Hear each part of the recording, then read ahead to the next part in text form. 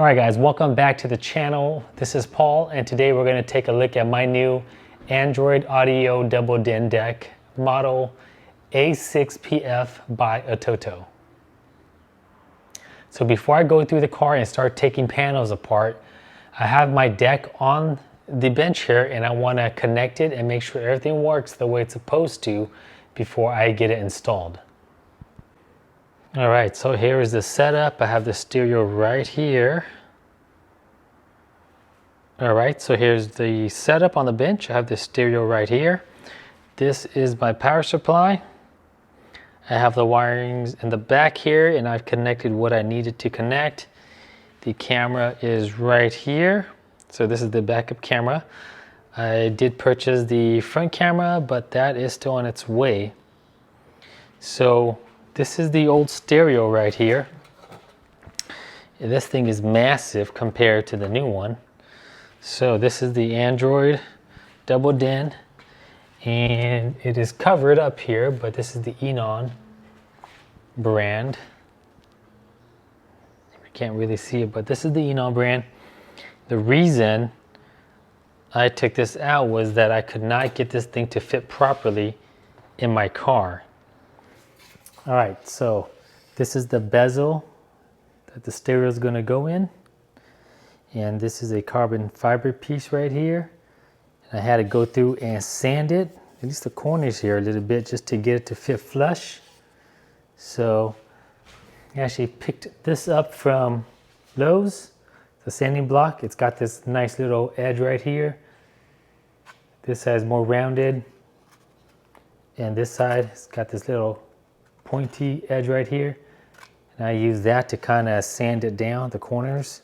So I did that for about a good 20 minutes through every corner. Did a little test fit, make sure it fits the stereo. This was the old stereo. It's pretty nice. This is a Android stereo, but it just didn't fit my unit here, the bezel. So there were gaps in here. You can kind of see through. The stereo doesn't fit in here because it's slightly bigger. Also, I didn't like the touch buttons there. I liked physical tactile buttons. All right, and the new ATOTO unit, much thinner in profile. Very small, very, very thin. It's got this nice frame, the front here. This little step right here is what it has. This step right here. And it helps with hiding the gap on the bezel. So there is a step right there, and that step actually protrudes right into the opening of this here, and it gives it a great finished look. So there it is, the stereo.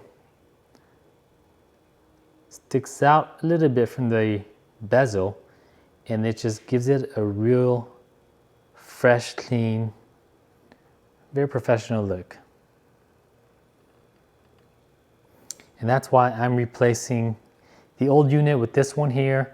It's also got the buttons right in the front there. So I could turn up the volume, turn down the volume, go back to the home button. It's all there right in front of me. And I kind of like that more than the old setup. All right, so for the wirings, I just connected the one loom that came with the deck. And I connected these wires here. The yellow, which is constant power, and the accessory, which is positive. That's the ground and the positive. So I just have this here to kind of separate them for now. So this one is to the backup camera. This is power to the backup camera. And this is the backup camera feed right here. This pink one, this lets me know when I'm in reverse mode. Now onto the other end of the camera, you have, of course, the RCA, the power, the camera itself. And it's got these two wires here, the black and the pink. The black goes to ground, and really you're supposed to connect these two wires to the backup light, because when you're in reverse, the backup white light actually comes on. So this taps into that, and this actually sends a signal back to the stereo or the double din deck to let it know that's in backup mode, so that it'll enable or turn on the back camera, this camera right here. So we have the ground and we have this positive wire, and I'm just simulating this wire by touching positive. Back here I have the actual video input to the deck. I have this power right here to the camera. Again, the pink wire that's coming from this right here is the backup light. I have this high level to low level connector. That's this guy here that I'm running. And that's because the factory setup in my car requires this RCA output, because it's got built-in amps on each of the speaker. So I have them connected here just for testing.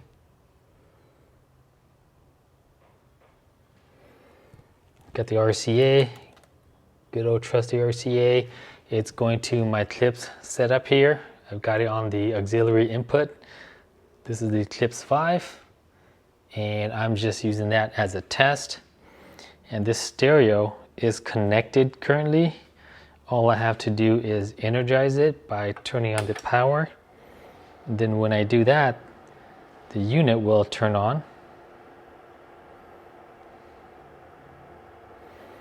And it does take a few seconds for it to turn on.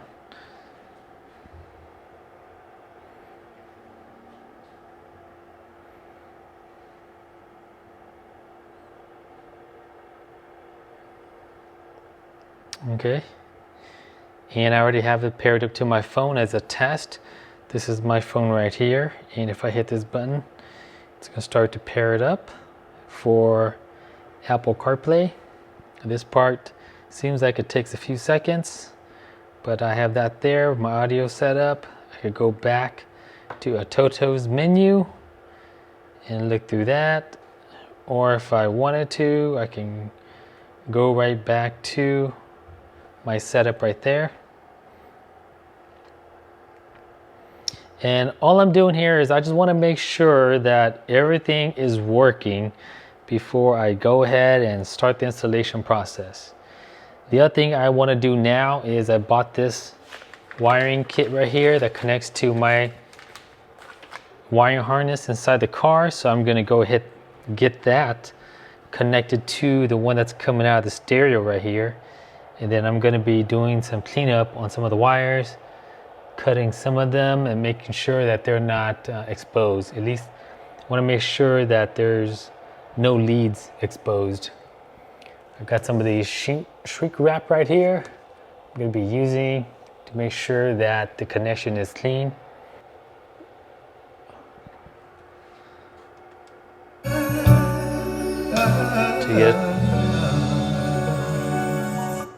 So there it goes, it works.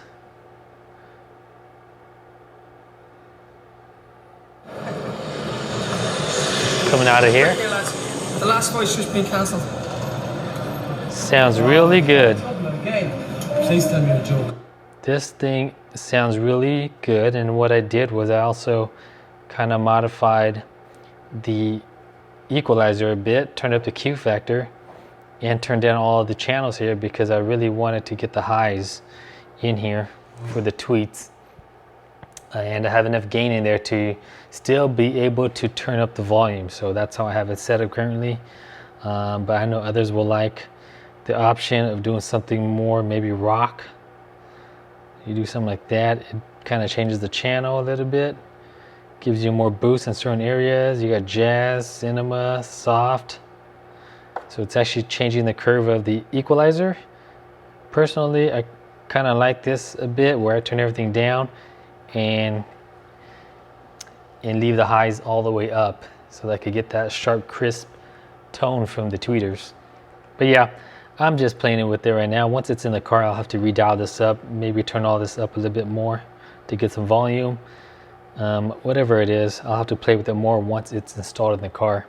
Currently, I'm just waiting for my bracket.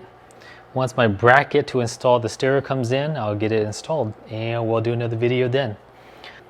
All right, guys, thank you for stopping by. That is it for this video. I just want to show you what I have going on with my new stereo setup. And in the next video, we'll go through the installation and see if it works inside the car the way it worked on the bench. If you have any questions, feel free to drop it down in the comment section below. Also, I do have links down there to the equipment and the stereo that I'm running here. If you'd like to purchase them, that link does give me a kickback, so it helps this channel out at no cost to you. So again, thank you for stopping by. If you haven't already, please subscribe, and I'll see you in the next video.